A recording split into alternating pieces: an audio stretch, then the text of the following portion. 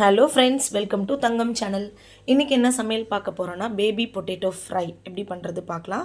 அதுக்கு ஒரு கடாயை வச்சு அடுப்பை பற்ற வச்சு அதில் தண்ணி ஊற்றி உருளைக்கிழங்கை நல்லா வாஷ் பண்ணிவிட்டு இந்த உருளைக்கிழங்கை நம்ம இப்போ சேர்த்துக்கலாம்.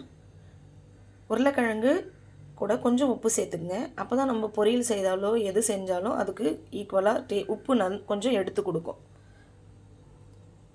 இப்போ நான் உப்பு சேர்த்துக்கிறேன்.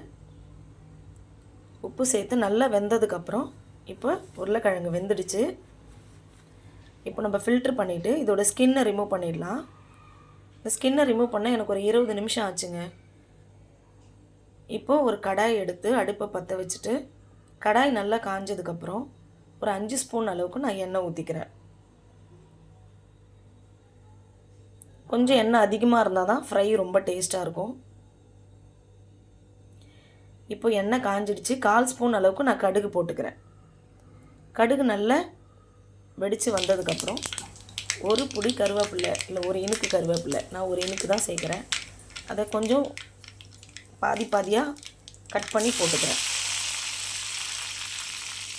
1 ஸ்பூன் அளவுக்கு உளுத்தம்பருப்பு சேர்த்துக்கிறேன். சேர்த்து கொஞ்சம் பொன்னிறமாக வதக்குங்க. 2 வெங்காயத்தை சின்னதாக கட் பண்ணி நான் சேர்க்குறேன். வெங்காயம், தக்காளி இது இல்லாமல் பேபி பொட்டேட்டோ ஃப்ரை எப்படி செய்யலாம்னு நெக்ஸ்ட் வீடியோவில் நான் கண்டிப்பாக அப்லோட் பண்ணுறேன். வெங்காயம் தக்காளி போட்டால் கொஞ்சம் டிஃப்ரெண்ட்டாக இருக்கும் டேஸ்ட்டு. பேபி பொட்டேட்டோ எனக்கு வேகிறதுக்கு ஒரு 15 நிமிஷம் டைம் எடுத்துக்கிச்சு. வெந்ததுக்கப்புறம் நம்ம அதை ஃபில்ட்ரு பண்ணிவிட்டு பச்சை தண்ணியில் போட்டுட்டு ஸ்கின்னை ரிமூவ் பண்ணுங்கள். இந்த உருளைக்கிழங்கு ஸ்கின்னை ரிமூவ் பண்ணுறதுக்கு 20 மினிட்ஸ் டைம் எடுத்துக்கிச்சுங்க.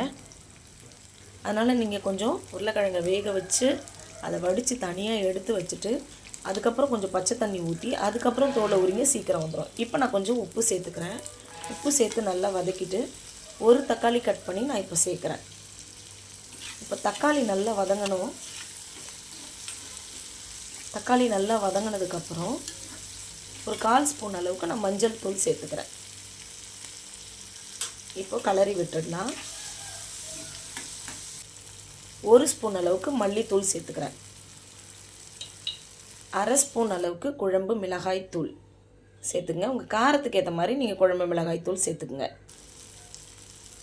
இப்போ 1/4 ஸ்பூன் அளவுக்கு காஷ்மீரி சில்லி பவுடர் நான் சேர்த்துக்கிறேன். சேர்த்துட்டு நல்லா கலரி விடுங்க. இப்போ பாருங்கள், எல்லாம் ஒன்றா மிக்ஸ் ஆகுது. இப்போ இந்த ஸ்டேஜில் ஒரு 1/4 ஸ்பூன் அளவுக்கு பெருங்காய பொடி சேர்த்துக்குங்க. பூண்டு வேணும்னா சேர்த்துங்க, நான் பூண்டு சேர்க்கலை. கலரி விட்டுட்டு பேபி பொட்டேட்டோ வேக வச்சதை சேர்த்துக்கலாம். சேர்த்து நல்லா கலரி விடுங்க. இந்த மசாலாலாம் அந்த உருளைக்கிழங்கோட நல்லா மிக்ஸ் ஆகணும். மசாலாவோட நல்லா மிக்ஸ் பண்ணுங்கள். கலரி விட்டுட்டே இருங்க. லாஸ்ட்டாக ஒரு 2 ஸ்பூன் 3 ஸ்பூன் அளவுக்கு எண்ணெய் ஊற்றிடுங்க. ஊற்றிட்டு நல்லா கலரி விடுங்க. மேலே கிறிஸ்பியாகவும் உள்ளே சாஃப்டாகவும் இருக்கும். ரொம்ப டேஸ்ட்டாக இருந்ததுங்க. சாம்பார் சாதம், தயிர் சாதம், ரசம் சாதம் எல்லாத்துக்குமே ரொம்ப சூப்பராக இருக்கும். நீங்களும் ட்ரை பண்ணி பாருங்கள். கடைசியாக நான் ஸ்டவ் ஆஃப் பண்ணிவிட்டு கொத்தமல்லி தூவி இறக்கிடுறேன். இந்த வீடியோ உங்களுக்கு பிடிச்சிருந்ததுன்னா லைக் பண்ணுங்கள், கமெண்ட் பண்ணுங்கள், ஷேர் பண்ணுங்கள். மறக்காமல் தங்கம் சேனலை சப்ஸ்கிரைப் பண்ணுங்கள். பக்கத்தில் இருக்க பெல் சிம்பிளை கிளிக் பண்ணுங்கள். பாருங்கள் எவ்வளோ சூப்பராக இருக்குது. குட்டி குட்டியாக வேறு இருக்குங்களா, அழகாக இருக்குங்க.